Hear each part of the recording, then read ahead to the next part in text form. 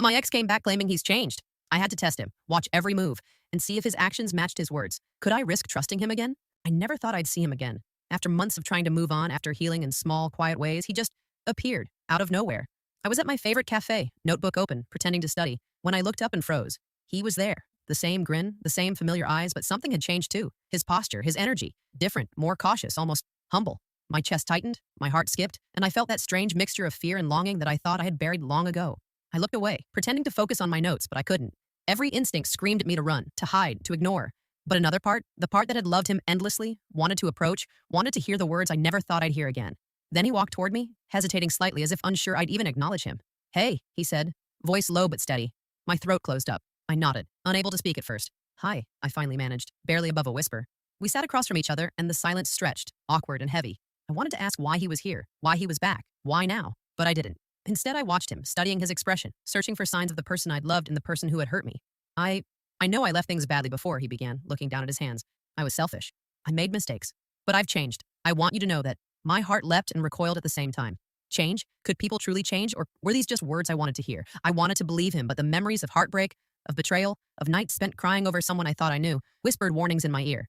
I sipped my coffee, trying to steady my racing thoughts. "How do I know?" I asked finally, my voice firmer than I expected. "How do I know you really changed?" He looked up, eyes meeting mine with honesty I hadn't seen in months. "I can't prove it with words. I can only show you if you'll let me. I want a chance to do better." Chance. The word floated between us, heavy and fragile. I remembered how much I had given, how much I had trusted, how much I had loved him. And I remembered the pain of losing it all. I didn't answer immediately. I had to process, to protect my heart, but I couldn't ignore the pull, the warmth of memories, the familiar comfort of someone I had once loved completely. As he sat there, quietly waiting, I realized this wasn't just a simple reunion. This was a choice, a test, a chance to decide if I wanted to open my heart again or close the door for good. And for the first time in months, I felt that old flutter of hope tangled with fear. A warning that this story, my story, was far from over. Have you ever seen an ex return unexpectedly? Did you give them a second chance or shut the door completely? After that cafe meeting, I couldn't stop thinking about him. Every memory, every laugh, every late night conversation came rushing back. It was exhausting and intoxicating all at once. I kept replaying his words in my head. I've changed. I want a chance. But how could I trust them? How could I trust him? At first, I tried to ignore the texts he sent later that evening. Short messages like, "I'm really sorry for the past. Can we talk?" My heart wanted to respond immediately, to pour out everything I felt, but my mind warned me not to. I remembered how quickly he had walked out before, how easily promises had been broken. Then came the first small test. He suggested meeting at the park where we used to sit together, where we shared countless memories. Part of me wanted to say yes, to see him, to feel that connection again. But another part, the stronger, cautious part, held me back. I agreed, but only after setting boundaries in my mind. This wasn't going to be casual. It wasn't going to be a free pass. I needed to see proof of change, not just words. When I arrived, he was already there, looking nervous. My heart tightened, but I held my composure. "Hi," I said, forcing a calm tone. He smiled, shy and genuine this time, and I realized I hadn't seen that side of him in months. We walked slowly, talking about everything and nothing. He didn't push, didn't try to sweep me off my feet. He listened, really listened, and I noticed subtle differences. He apologized for things he hadn't even been held accountable for before. He admitted to mistakes without excuses. That honesty, quiet and real, pulled at me in ways I hadn't expected. But doubts remained. I remembered the nights I cried over him, the heartbreak that had felt endless. Could someone truly change, or was this just a performance? My mind searched for hidden motives. Why now? Why after so long? And yet, I couldn't deny the old warmth, the comfort that came with familiar eyes, familiar words. When we paused on a park bench, I finally asked, "Why now? Why are you back after everything?" He took a deep breath, looking into my eyes and said, "Because I realized what I lost. I realized I wasn't ready before, but I am now. I've learned from my mistakes. I'm not the same person who left you." I studied his face, looking for cracks, for lies. I wanted to believe him, but I refused to let my emotions override my judgment. I needed actions, proof, not promises. And deep down, I knew this wasn't just about him changing. It was about whether I could trust myself again. As I walked home that evening, I felt the pull of old feelings tangled with fear and hesitation. The story wasn't about us yet. It was about me, about learning to trust carefully, about knowing that love could return, but respect and self-preservation had to come first. If your ex came back claiming they'd changed, would you trust them immediately or test them first? The following week was a roller coaster of emotions. Every time he texted, my chest would tighten, my mind racing between hope and caution. He didn't bombard me with messages like before. Instead, he sent thoughtful, concise words that showed he was considering me, not just himself. That small difference was enough to make me pause and think, maybe he really had changed. We met again at the library. This time, it wasn't about the past. It was about present conversations and shared interests. He laughed less recklessly, listened more carefully, and seemed genuinely interested in what I had to say. I caught myself smiling, feeling the warmth that I hadn't felt in months. But the memories of betrayal whispered warnings I couldn't ignore. At one point, he admitted something I hadn't expected. "I know saying I've changed isn't enough. I have to show it. Every day. I can't ask you to forgive me just because I want it." His honesty cut through my skepticism like a knife. No manipulation, no pressure, no empty promises, just a confession and the burden of accountability. I started noticing small actions too. He remembered the little things I liked, my favorite coffee, the way I tucked my hair behind my ear when I was thinking. He didn't flaunt it or use it to charm me. He simply noticed. That attention, careful and thoughtful, was different from before. It showed intention, care, and, more importantly, respect. Still, the temptation to lean on old feelings was strong. I wanted to believe, to allow myself the comfort of familiar love. Every time he smiled, I felt my defenses weaken. But I reminded myself why I had built these walls: heartbreak, loss, deception. My self-respect wasn't negotiable, no matter how gentle his actions seemed. I decided to set my own test. Not for him, but for myself. I allowed him to see my world, my routines, my friendships, and observed how he interacted. He didn't try to overstep boundaries, didn't manipulate situations to impress me. He stayed patient, respectful, and consistent. And each day, that consistency began to chip away at my fear. At night, when I replayed our interactions, I realized the hardest part wasn't noticing his changes. It was noticing mine. I felt hope, yes, but also the fear of letting myself feel again. The balance between caution and desire was delicate. One wrong step could mean heartbreak all over. By the end of the week, I admitted to myself that maybe, just maybe, he was different. But admitting it wasn't the same as surrendering. I had to see long-term change, not temporary gestures. Trust would take time, and I wasn't willing to rush it. Old feelings tangled with careful observation, desire wrestling with self-preservation. The story was unfolding, and I was learning that loving someone again didn't mean losing myself in the process. Have you ever noticed small changes in someone and wondered if they were real or just temporary? How did you decide whether to trust them? The days became a constant tug of war between my heart and my mind. Every time he texted, I felt my resolve weaken, my old feelings creeping back like shadows in the corners of my consciousness. I wanted to believe, wanted to allow myself even a glimpse of what we had before, but the lessons of heartbreak whispered reminders. Don't fall too fast. Don't lose yourself. We met at a quiet cafe, away from prying eyes. The smell of coffee and the soft hum of conversation somehow made the tension between us more pronounced. He didn't rush, didn't push. He simply smiled, eyes full of the sincerity I wanted to trust. I know I can't undo the past, he said softly, but I want to do right by you now. My chest tightened. His words were gentle, but they carried weight. I remembered the nights I spent crying after he left, the emptiness that followed, the sense of betrayal that felt like a permanent scar. Could I risk that again, even if it seemed different now? He reached across the table, hesitating slightly before lightly touching my hand. The warmth of his palm sparked memories of laughter, closeness, the kind of love I had thought I'd never feel again. I pulled my hand back instinctively, trying to maintain the wall I had built. I'm trying to show you, not just tell you, he said, voice steady but tender. I don't want you to feel like I'm asking you to jump back in. I just want you to see I'm different. I looked at him and saw the truth in his eyes. No manipulation, no pressure, just honesty. And yet, the temptation was strong. Part of me wanted to believe, to let my feelings guide me, to experience the comfort and familiarity of a love I had missed. Another part of me, the part that valued self-respect, knew that giving in too quickly could lead to pain. I couldn't ignore the past. Over the next few days, I noticed subtle patterns. He didn't text me constantly. He didn't demand time. He respected my space. Small gestures, like remembering my favorite snack or checking in on my day, started to rebuild trust slowly. I realized that change wasn't about grand declarations. It was about consistency, patience, and respect. Still, the temptation lingered. I caught myself imagining us back together, walking hand in hand, laughing like we used to. Each thought brought warmth, but also fear. Could I trust these changes? Could I allow my heart to soften without being naive? I spent nights lying awake, debating whether my longing for love was worth risking my self-respect. I realized that the choice wasn't just about him. It was about me, about my boundaries, my strength, and my ability to love wisely, not blindly. By the end of the week, I made a silent promise to myself. I would allow him a chance to prove his change, but on my terms. My heart could feel, my mind could test, and my soul could observe. Love could return, but only if it respected the person I had become. Have you ever struggled between old feelings and protecting yourself? How did you decide whether to give someone a second chance? It happened on a rainy afternoon, the kind of rain that makes the world feel both cozy and confining. I had agreed to meet him at our favorite spot in the park, a bench under the large oak tree where we had spent countless hours talking, laughing, dreaming. The rain was light at first, then stronger, but neither of us moved. It felt like the universe had created a private moment just for us, and yet the tension was unbearable. He arrived, soaked slightly, but with a calm expression. I couldn't help noticing how different he seemed. More grounded, quieter, present in a way he hadn't been before. He held my umbrella as I approached, and for a brief second, all I could do was stare, lost in the nostalgia and the warmth that had never truly left. I know this isn't easy, he said, brushing a wet strand of hair from his forehead.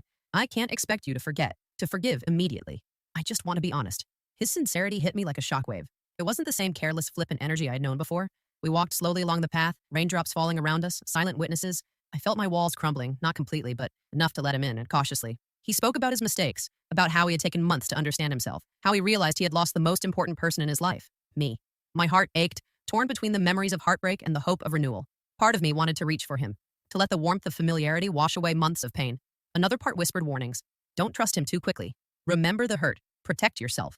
Then unexpectedly he paused, looking directly into my eyes. I don't want to push you, he said softly, but I need to know if you can see me differently now. If you can trust that I've truly changed. His gaze was steady, patient, and the vulnerability in his eyes made it impossible to turn away. I swallowed, forcing myself to think clearly. This wasn't about rushing back into the past. This was about testing reality against memory, change against habit, sincerity against desire.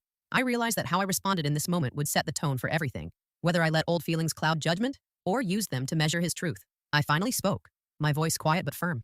I'm not ready to decide everything today, but I'm willing to observe to see if your actions match your words. He nodded, relief mixed with patience in his expression. I'll do whatever it takes, he said. I'll wait. I'll show you. I won't rush you. As we sat there under the oak tree, rain falling softly around us, I understood something essential. The heart wants what it wants, but the mind must guide it. Love can return, but only if it respects the person you've become.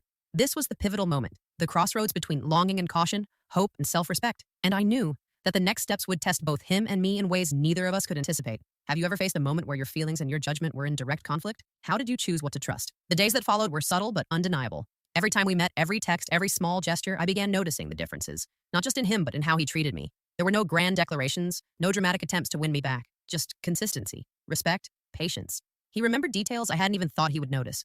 The way I liked my coffee, the name of the author I had mentioned once, the way I frowned slightly when I was thinking deeply. And he didn't flaunt it. He didn't use it to charm me. He noticed because he cared, and it felt real. I caught myself smiling more often, letting my guard drop in small increments. Yet the memories of our past, the heartbreak, the betrayal, whispered constantly, reminding me why I had been cautious. I wanted to believe, but I didn't want to lose myself again. One afternoon, we went for a walk in the city, just talking about life, our plans, the silly things that made us laugh. He listened, really listened. And it was a stark contrast to the old version of him who had interrupted, dismissed, or ignored. The sincerity in his tone, the thoughtfulness in his questions, slowly chipped away at my skepticism. But even as I let myself feel warmth, even as I imagined the possibility of what could be, the caution inside me remained alert. I asked questions, subtly, testing his patience, watching how he handled my doubts. Every time he met them with calm, honesty, and no frustration. That alone was proof enough that he had learned, grown, and understood the gravity of the past. Still, the tension between my desire and my self-respect was relentless. I wanted closeness, comfort, reassurance. I wanted to trust him completely, but trust wasn't something I could hand over lightly. It was earned, slowly, step by step, and he had to prove that change wasn't just a temporary act for my attention. I found myself analyzing every word, every glance, every silence. Was this really different, or was I projecting hope onto someone I had once loved? Part of me wanted to leap back into his arms to believe that love could erase the past. Another part reminded me that patience was the only way to protect myself while seeing the truth clearly. By the end of the week, I realized something crucial. He wasn't perfect, and neither was I, but there was a new pattern forming, one of respect, care, and deliberate action. Change wasn't a promise, it was behavior, and he was proving it consistently. I allowed myself a small thought I hadn't dared in months. Maybe this time, love could return, but differently, wiser, stronger. Maybe this time, I could trust both my heart and my judgment. Have you ever given someone a chance to show they've truly changed? What signs made you believe them? It wasn't easy. Every day, every interaction pulled me in two directions. Desire and caution, hope and fear, heart and mind. I found myself laughing more freely when I was with him, feeling warmth that I hadn't allowed in months, but each smile came with a shadow of doubt. Could I truly trust him? Was I being naive? He noticed my hesitation, though he never pressured me. I know you're cautious, he said one evening as we walked through the park. You should be. I'd feel the same way in your shoes. I just want you to know I respect that. His words calmed me, but they also made the struggle within me sharper. Respect alone wasn't enough to soothe the ache of the past, nor the longing of the present. One night, we stayed up talking until the city lights blurred into streaks of gold and white. He shared stories of the months apart, of how he'd worked on himself, on understanding his mistakes, on growing into someone capable of handling love responsibly. I listened, my heart beating faster with every word, but I reminded myself, I wasn't back in his arms yet. This was just observation, just testing. Still, temptation gnawed at me. I caught myself imagining a future with him. Small moments, ordinary days, shared laughter. Part of me wanted to surrender, to let my feelings dictate my actions, to feel love again. But the other part, the part that had endured heartbreak, and shouted warnings, don't lose yourself, protect your heart. Trust must be earned. He seemed to sense the inner struggle. Every gentle touch, every attentive word, every patient pause reinforced that he understood the delicacy of my emotions. He wasn't rushing me. He wasn't pleading. He was simply being present, showing me through actions, not words, that change was real. I began journaling my feelings, analyzing each interaction, weighing my heart against my judgment. I realized that this internal conflict wasn't a weakness. It was proof that I valued myself enough to demand honesty, patience, and true change. Loving someone again wasn't about forgetting the past. It was about navigating it wisely. A week later, he surprised me with a small gesture that spoke louder than any promise. He remembered the favorite book I had mentioned months ago and left a note tucked inside, simple, heartfelt, with a quote about patience and growth. That gesture, small as it was, broke through a fraction of my defenses. It showed intention, thought, and understanding. By the end of that evening, I felt a strange mix of hope and caution. My heart longed to trust, but my mind reminded me to proceed slowly. Love was tempting me, but I had learned that self-respect and patience were just as important. This was the turning point. I was no longer just observing him. I was observing myself, testing my ability to navigate desire and judgment, to allow love in without surrendering everything I had rebuilt. Have you ever been torn between old feelings and protecting yourself? How did you decide which to follow and which to It came unexpectedly, a situation that tested everything I thought I knew about him and about myself. One evening, a friend from his past reached out to me, someone who had known him before he'd promised change. She sent a message casually at first, then more pointed, asking if I really trusted him, warning me that people rarely change overnight. I stared at my phone, heart pounding. Doubt surged like a storm, threatening to undo weeks of careful observation. I wanted to call him immediately, to demand explanations, to confront him, but I paused. This was exactly the kind of moment that would reveal whether his change was real. My patience, my caution, my ability to observe, all mattered now. The next day I met him at our usual spot. I didn't mention the message right away. I watched him, gauged his reactions, listened to his words and tone, and then I asked softly but firmly, if someone from your past told me things about you, how would I know they were true? He looked at me, calm, measured, without defensiveness. I can't control what people say, he said. All I can do is show you who I am now every single day. If you want to believe others, that's your choice. But I promise you, my actions will speak louder than rumors. I studied his face, searching for cracks, signs of evasion, manipulation, anything familiar from the old him. There was nothing, just patience, just honesty, just consistency. Over the next week, I tested him subtly. Little challenges, slight boundaries, questions that required honesty. Each time he responded with respect, transparency, and understanding. He didn't overreact, he didn't try to charm or manipulate, he didn't defend himself with anger or excuses. He simply lived up to his word. It was exhausting, these tests, because my emotions kept climbing, my desire kept battling my caution. I felt the pull of trust, fragile but growing, yet every instinct reminded me to remain vigilant. I had learned the hard way. Love could feel safe, but it wasn't automatically trustworthy. Then one evening, he surprised me again. A small gesture, perfectly timed, thoughtful, and utterly sincere. He brought me my favorite tea when I had a long day and said simply, I know you've been cautious and I respect that. I just want to be here consistently in ways that matter. That moment, small as it seemed, spoke louder than any promises or apologies. I realized something crucial. This was no longer about proving him wrong or guarding myself against heartbreak. It was about recognizing change, observing sincerity, and testing my own ability to trust again without being naive. For the first time in weeks, I felt a glimmer of clarity. He wasn't perfect, and he wasn't trying to be. He was simply showing up consistently, proving that actions mattered more than words. And I knew that this test, painful and necessary, had brought me closer to understanding whether my heart could safely open again. Have you ever tested someone claiming they'd changed? How did you know their actions were genuine? By now, the tension between my heart and my mind had begun to shift. I was still cautious, still aware of the fragility of trust, but the consistent actions, small gestures, and patience he showed me began to break through the walls I'd built. I found myself laughing at his jokes again, letting my guard slip just enough to feel warmth without fear.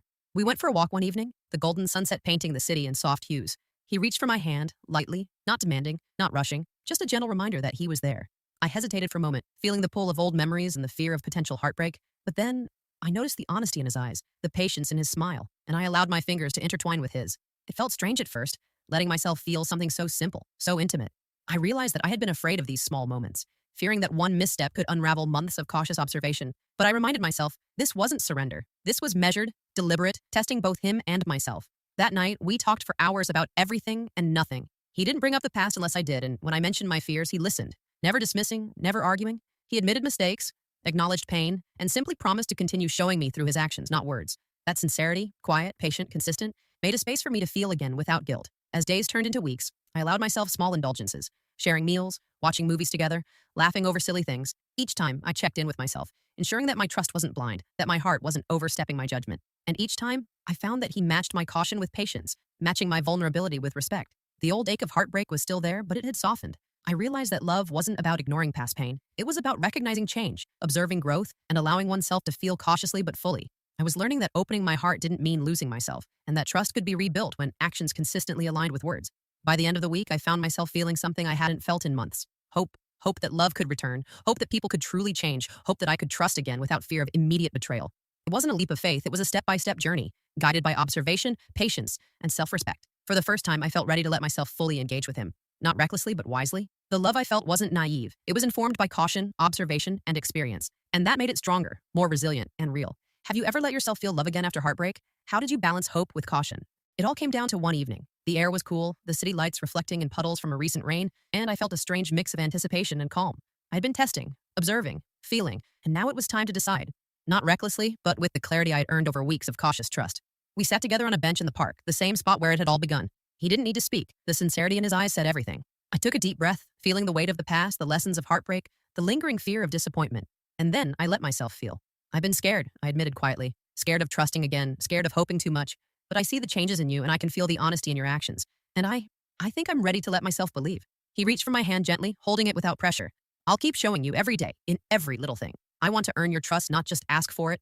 For the first time, I truly believed him. It wasn't a naive trust, not a surrender. It was deliberate, earned and informed by every observation, every test, every cautious step we had taken together. I allowed a small smile to spread across my face, feeling the warmth of connection that had been missing for so long. We walked slowly, talking about ordinary things, our classes, our friends, the small joys of life, and I noticed that the fear that had shadowed every interaction was fading.